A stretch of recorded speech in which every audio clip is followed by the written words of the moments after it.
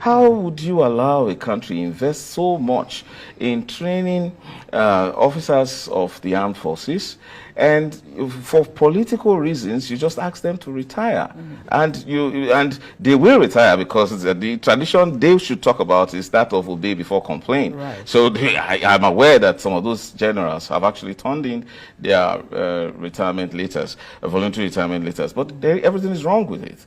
It is illegal to compel persons serving in our military to retire when they have not attained the age of 60 or have served for 35 years.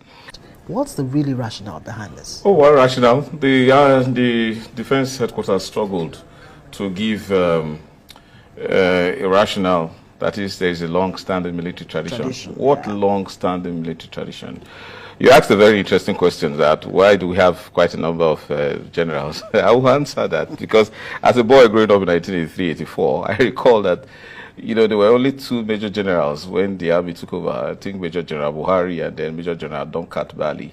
So the big boys like Ibrahim Babangida and General Abacha were all brigadiers. As Babangida's chief of army staff was a brigadier. Even the chief of staff supreme headquarters, Tunde Diagbon, was a brigadier. So I mean, so a boy at that time coming to see this large number of generals in Nigeria actually becomes shocking to me. But going back to that long-standing military tradition, you see, in Nigeria, the armed forces are actually created by the Constitution pursuant to Section 217. And the provision of the Constitution also recommends that the National Assembly makes a law for the management and administration of the armed forces. Pursuant to that, the Armed Forces Act was actually enacted. And pursuant to the Armed Forces Act, there is nothing like military tradition. And it was also the idea of compulsory retirement or voluntary retirement. That idea is unknown to the governance of our armed forces. Where is it coming from? So you're talking about a military tradition that is now superior to Nigeria's constitution and the law that regulates the Nigerian army? So that's not to even talk about, not necessarily the army alone, armed forces. Right, let me be very broad, you know. Yeah. And again, it goes with a lot of implications when you do this. And because it hasn't often been challenged, then we think it's right. How would you allow a country invest so much in training officers of the armed forces, and for political reasons, you just ask them to retire, and they will retire because the tradition they should talk about is that of obey before complain. Right. So I'm aware that some of those generals have actually turned in their retirement letters, voluntary retirement letters, but everything is wrong with it. And who is making that directive? It's coming from the president, who is the commander-in-chief of the armed forces. You know, you forget that in the Armed Forces Act, there are certain bodies that must actually meet to approve the retirement of such senior officers, either the Armed Forces Council, the Navy Board, the Army Council, or the Air Council. But if these councils are not in existence, because first you have to have a Minister of Defense in place, who actually plays a very important role in chairing those councils, particularly of the services. Right. So you don't have that. So who is giving? Should the chief of defense staff have that authority to issue directive to the senior military generals to retire? Again, you know, you need to also consider this. It's important. So why? When you say, even if you must interrogate the military tradition, so are you saying, for example, General Lagbaja, for example, who is the chief of army staff today? Yeah. I mean, does he also give commands or orders to the members of the Navy or the Air Force? So must you ensure that those who are below General Lagbaja must retire from the army? And so this purge is not like Sadiq. I watched that Sadiq's interview in the morning. I mean, in the afternoon. It's actually a loss for everyone. A loss for the soldier, a loss for the country, and a loss for us, ordinary Nigerians. Now, when you talk about the losses, loss for the army, loss for the Nigerian government, loss for the citizens, we're having this conversation in the newsroom earlier, and I was asking my colleague about the implications to our security architecture, especially at such a time as this when we're battling insecurity in Nigeria. What does this mean for our insecurity status or insecurity challenges as we speak? First, it is illegal to compel persons serving in our military to retire when they have not attained the age of 60 or have served for 35 years.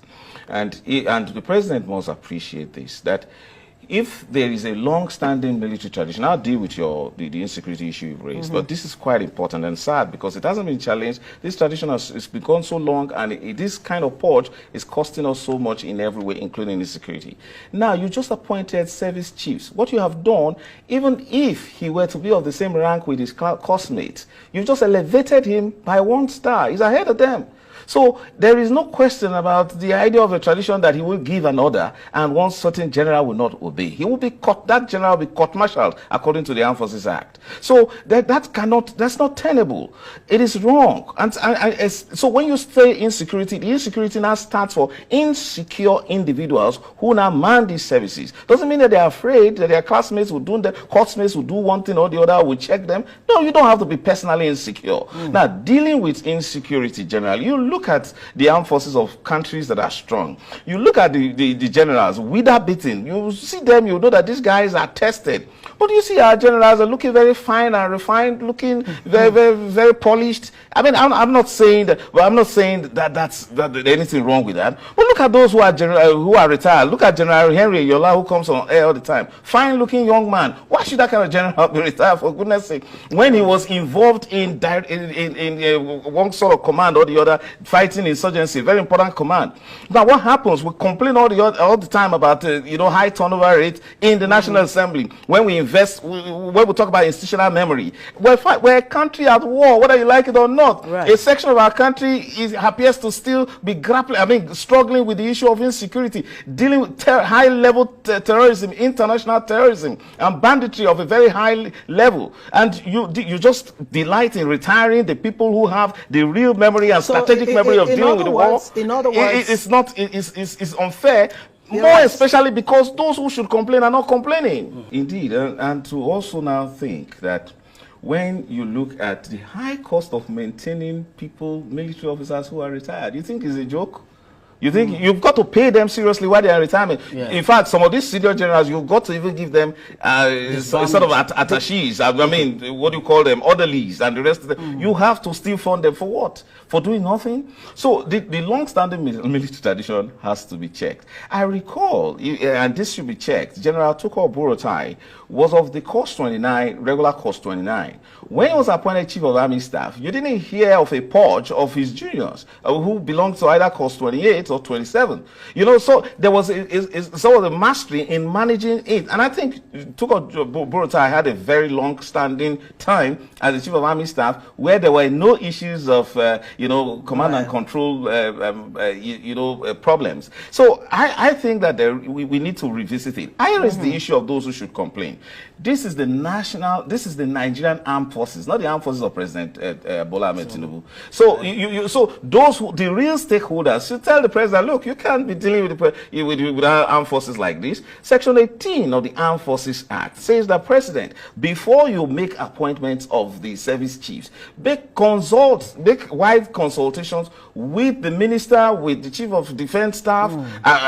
But we see a situation where we didn't have a minister of defense, we didn't have a chief of defense staff, but the president goes ahead, even though if you look at what Section 18 says, that nobody should dare inquire from the president whether or not he consulted these persons. But the point is that these persons must be on ground. I had expected the governors, because there was a new dimension when governors rose when Nigerians were suffering because of the Naira change and all that. The governors should have called the president to order and said, please, you've got to recall that because the Nigerian Armed Forces, I can attest to this, truly represents national character in this country. To that extent, the governor should have called the president and said, please, you just can't retire this large number of persons that are meant to secure Nigeria. You have to have another look at it. Did this order come from the president? Did the CDS, is the CDS now exalting the military tradition above Nigerian law?